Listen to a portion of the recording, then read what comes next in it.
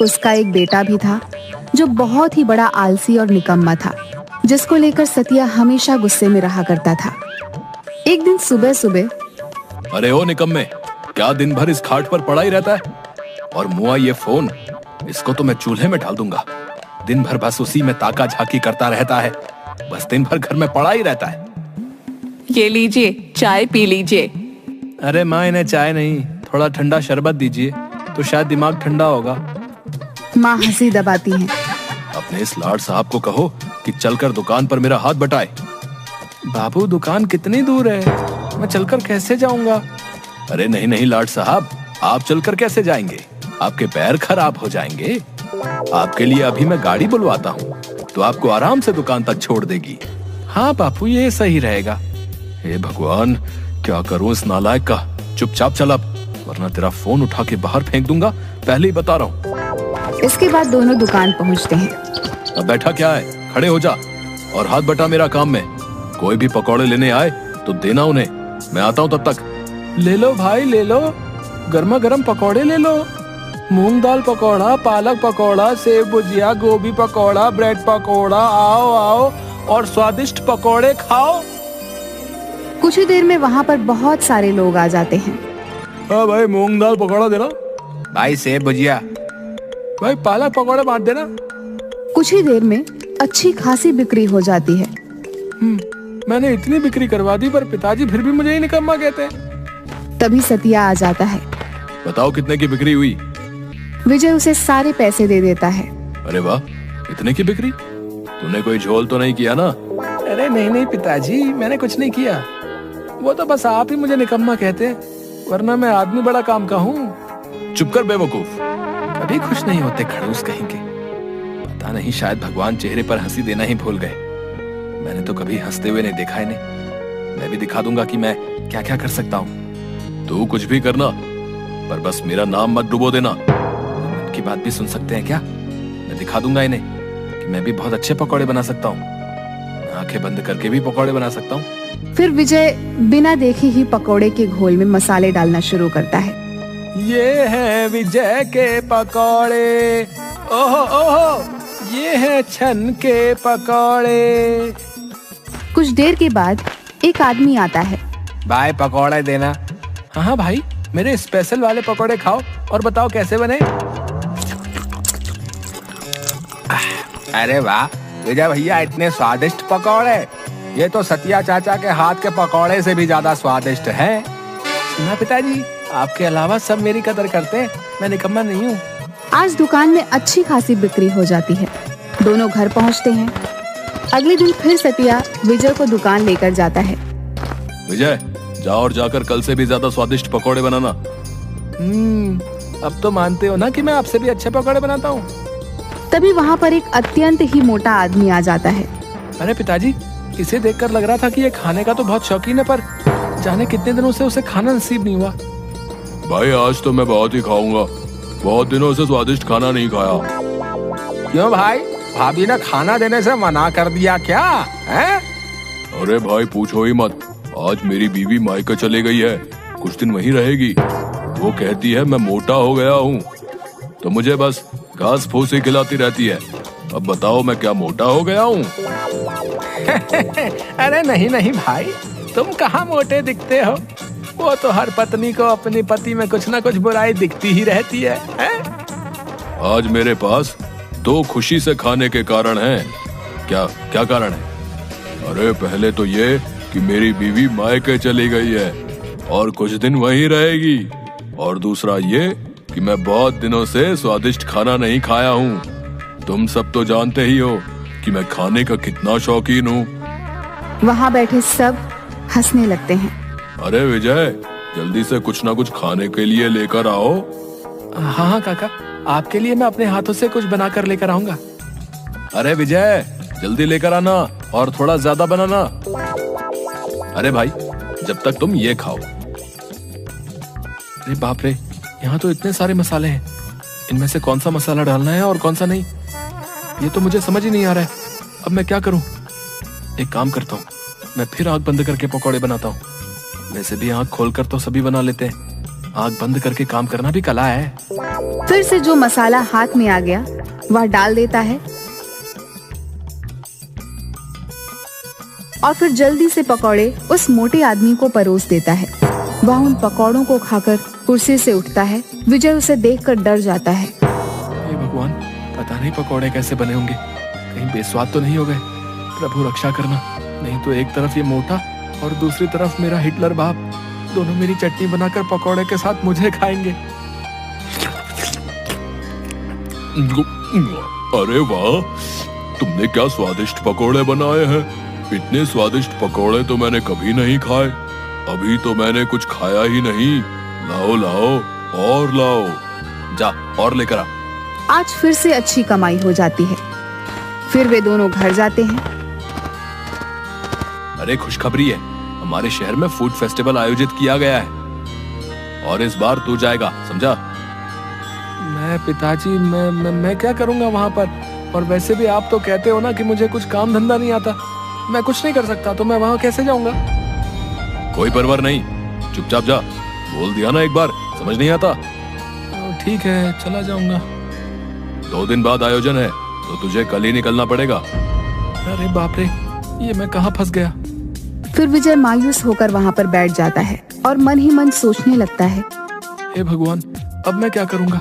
मुझे तो कुछ भी काम करना नहीं आता, तो मैं पकौड़े कैसे बना सकता हूँ?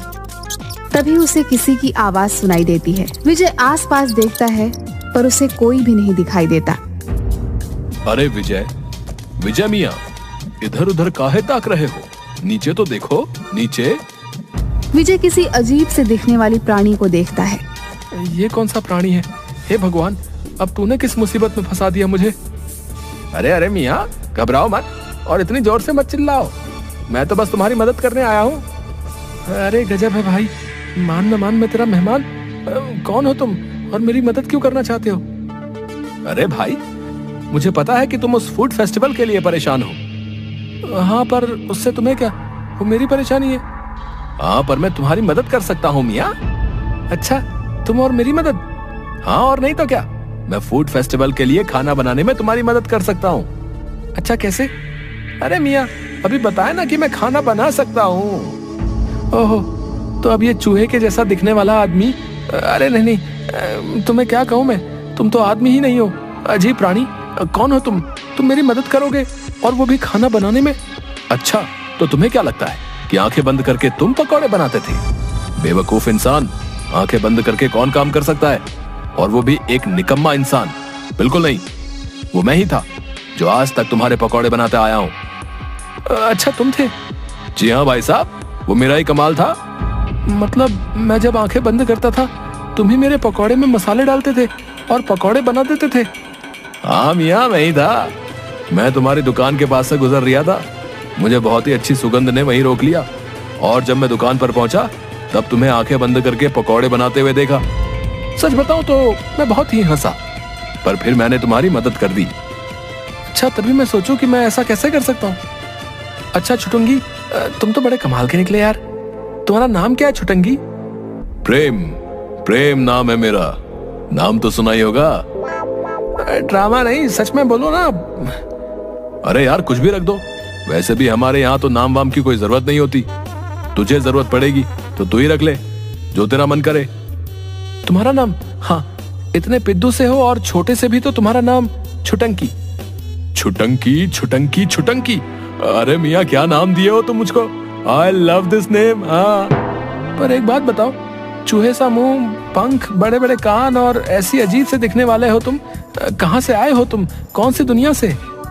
मेरी दुनिया अलग है और बहुत दूर भी। हम हर साल यहाँ घूमने के लिए आते हैं, कुछ दिनों में चले जाएंगे। अब चलो सो जाओ, कल जाना भी है ना हमें फूड फेस्टिवल में।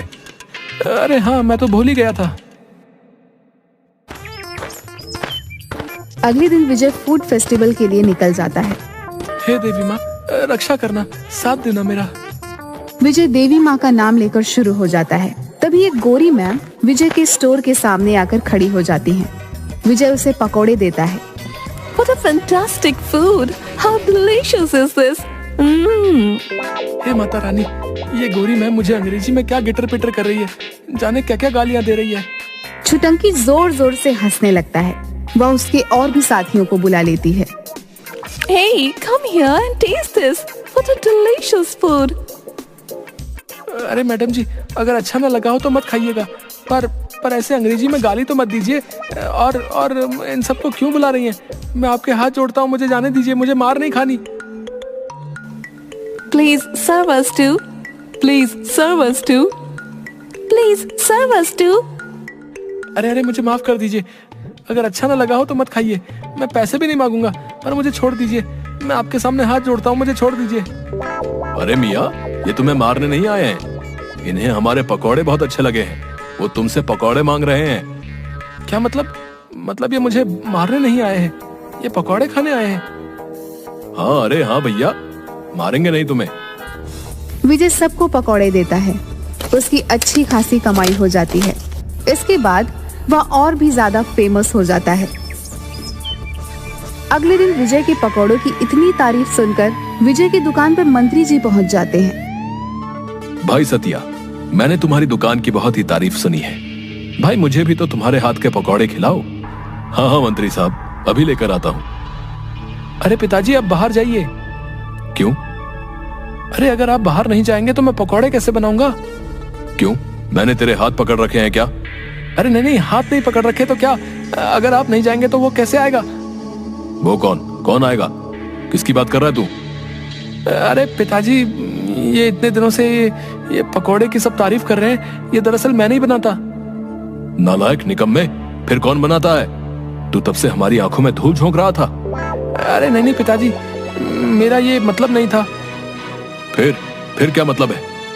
अरे मेरा मतलब है कि मैं पकौड़े बनाता हूँ तब देवी माँ आती है, और वही ये सब उन्हीं का कमाल है।